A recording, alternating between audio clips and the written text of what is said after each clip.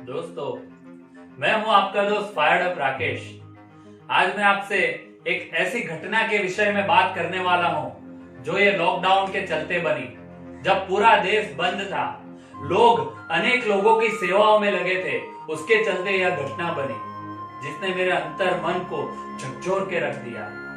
मुझे लगता है कि यह घटना आपको भी आश्चर्यचकित कर देगी, तो मैंने सोचा कि क्यों ना मैं ये घटना आपके साथ भी शेयर करूं। दोस्तों, एक बार की बात है, एक ग्रुप ऐसे ही फूड पैकेट की सेवा में लगा था। हर रोज कहीं जाकर फूड पैकेट बिक्री किया करता था। लेकिन तब उनके साथ एक अजीबोगरीब घटना बनी।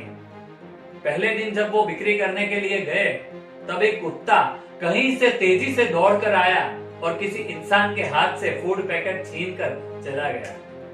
वह दूसरे दिन गए, दूसरे दिन भी ऐसा ही हुआ। फूड पैकेट की बिक्री शुरू थी और कुत्ता कहीं से तेजी से आया और फूड पैकेट छीनकर चला गया। ऐसा एक नहीं, दो नहीं, तीन नहीं, चार नहीं, पांच नहीं, सतत 8 दिनों तक हुआ।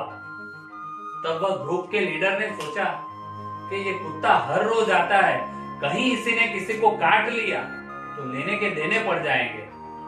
तब उसने सोचा कि क्यों ना हम एक लड़के को खड़ा करें जो इसकी ड्यूटी करेगा कि कुत्ता आने ना पाए। दूसरे दिन 11 बजे का समय था। फूड पैकेट की बिक्री की शुरुआत होने वाली थी। तब उन्हें लड़कों को खड़ा कर दिया। एक लड़का हाथ में डंडा लिए उधर खड़ा रहा ड्यूटी के लिए, और फूड पैकेट की बिक्री तकरीबन शुरू हो गई थी।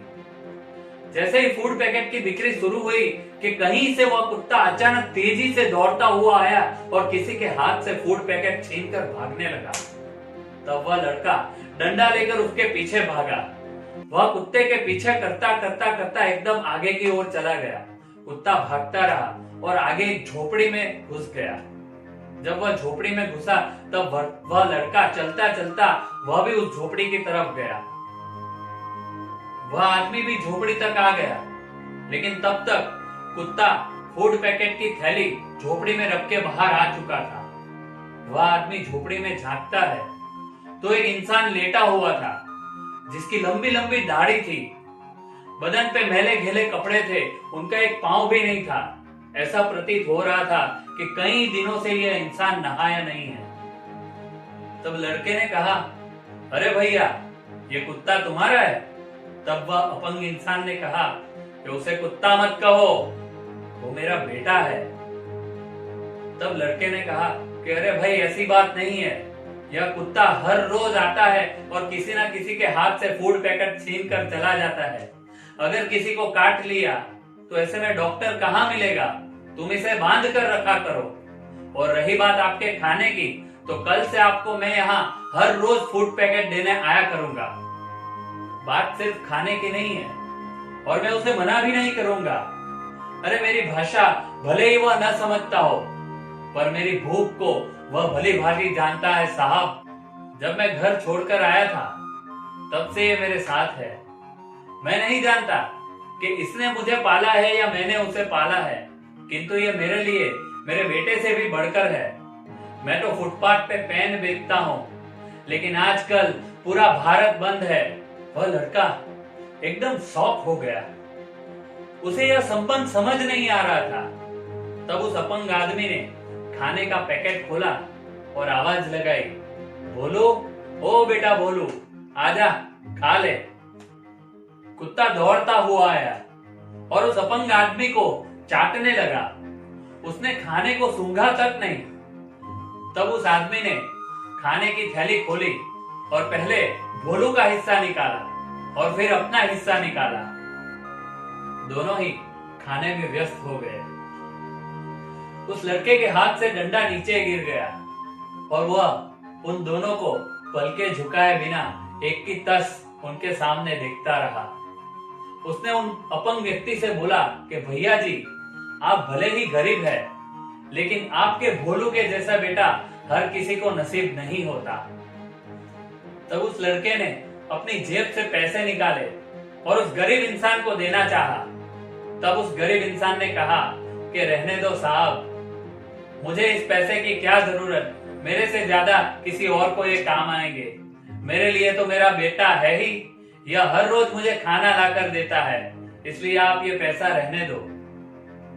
मेरे बेटे के रहते मुझे कोई चिंता नहीं है। उस पल एक संतोष की लहर उस इंसान के मुखमंडल पर दिखाई दे रही थी।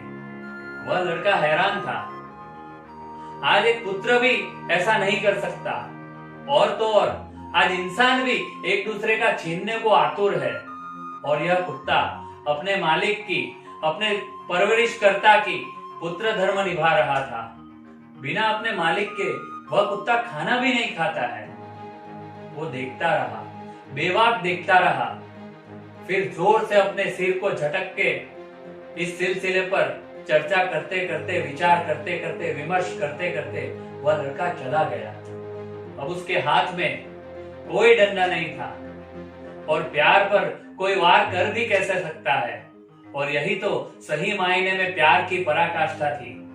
वह लड़का भाव शून्य होकर इस सोच में पड़ गया कि आज माँ बाप संतान को बुढ़ापे की लाठी समझकर पाल पोस कर बड़ा करते हैं, लेकिन वही संतान जब बड़े हो जाते हैं तब उन्हें छोड़ देते हैं। और इधर एक यह मूक कुत्ता था जो इन स्वार्थी संतानों से कई दर्जे ऊपर था। याद रखिए, इतिहास हमेशा अपने आप में दोहराया जाता है। क्यों ना फिर इंसान अपनी आत्मवृत्ति का मनोचिंतन करे, क्योंकि यादें, स्मृति अच्छी हो तो लाचारी किस बात की।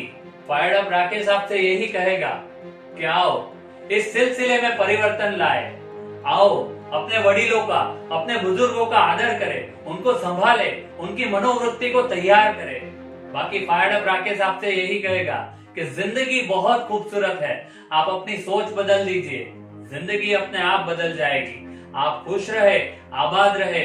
आपका बहुत बहुत धन्यवाद, शुक्रिया।